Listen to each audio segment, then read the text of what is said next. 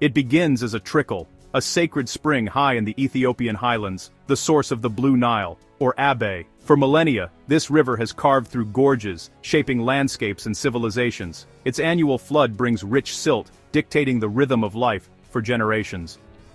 In Ethiopia, the Blue Nile is a symbol of hope and a promise of development. Downstream in Sudan, it is the essence of survival, nourishing soil and sustaining cities.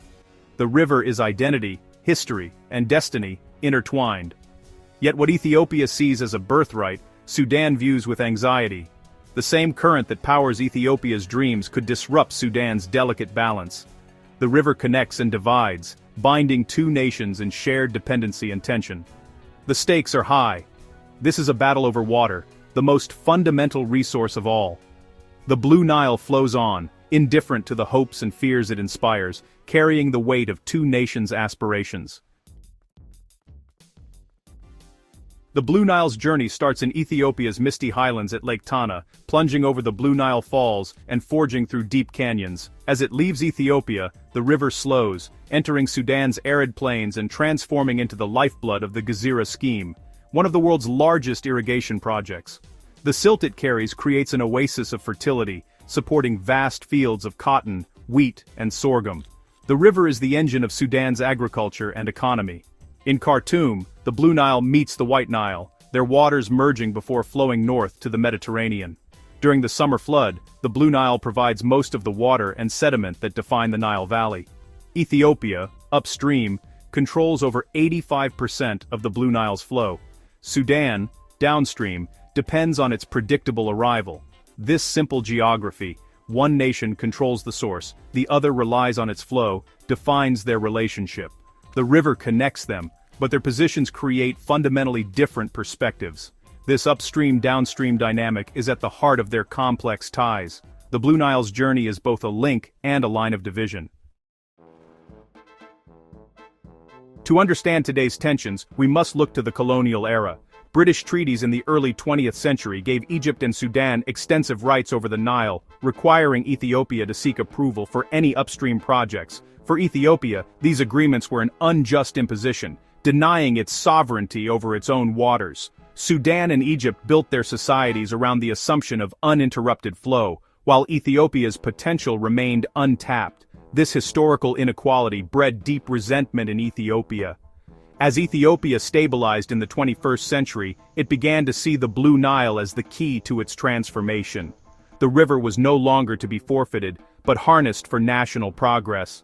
Ethiopia's determination to assert its rights set the stage for a dramatic shift. The legacy of colonial treaties still shapes the river's destiny today. In 2011, Ethiopia launched the Grand Ethiopian Renaissance Dam, Africa's largest hydroelectric project near the Sudanese border. More than infrastructure, the dam is a symbol of national rebirth and self-reliance. Financed by Ethiopians themselves, it became a unifying project and a source of immense pride. With a capacity of over 5,000 megawatts, the GERD promises to double Ethiopia's electricity output, powering homes, schools, and industries. It aims to lift millions out of poverty and turn Ethiopia into a regional energy hub. For Ethiopians, the dam corrects a historical injustice, asserting sovereignty over their own resource. The GERD challenges colonial-era treaties and shifts control of the Blue Nile upstream. This new reality has sent ripples of concern downstream. Ethiopia is no longer a bystander, but the primary controller of the Blue Nile's flow. The dam's impact is felt far beyond its concrete walls. For Sudan, the GERD is both a promise and a peril. The dam could regulate the Blue Nile's wild floods, providing stable water for agriculture and ending destructive deluges. It would improve navigation, boost Sudan's own dams, and offer access to cheap, clean electricity from Ethiopia. Yet, without a binding agreement on the dam's operation, Sudan fears for its water security.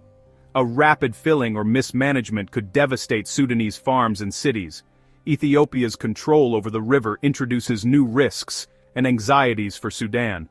The balance of power has shifted, leaving Sudan in a vulnerable intermediate position. The GERD is a double-edged sword. It could tame the river or threaten Sudan's lifeline. Sudan seeks to secure the benefits while guarding against existential risks. the stakes for Sudan are as high as the dam itself. The Blue Nile dispute is entangled with other regional tensions, especially the border conflict over Al Fashaga. This fertile land, claimed by both nations, fuels mistrust and complicates water negotiations. Clashes in Al Fashaga often flare alongside disputes over the dam, making compromise elusive. The conflict is about more than water, it's about territory, sovereignty, and national pride. Internal instability in both countries and the involvement of regional powers further complicate the picture. The Gerd is a symbol of Ethiopia's rising influence, while Sudan navigates between powerful neighbors. Water and land disputes have become inseparable, creating a dangerous feedback loop of mistrust. At stake are the futures of over 150 million people in Ethiopia and Sudan. For Ethiopia, the Gerd is essential for development, energy, and hope. For Sudan, the river is survival. Its agriculture, cities, and stability depend on its flow. The conflict is a clash of two vital needs: Ethiopia's energy security versus Sudan's water security. Both claims are legitimate, but the river is finite. The actions of one nation inevitably affect the other. Without trust and cooperation, the risk of conflict remains dangerously high. The Blue Nile has shaped shared history and now holds the key to separate futures. Can this river become a catalyst for cooperation, or will it deepen the divide? The answer remains unwritten. As the river flows on, its destiny, and that of two nations, hangs in the balance.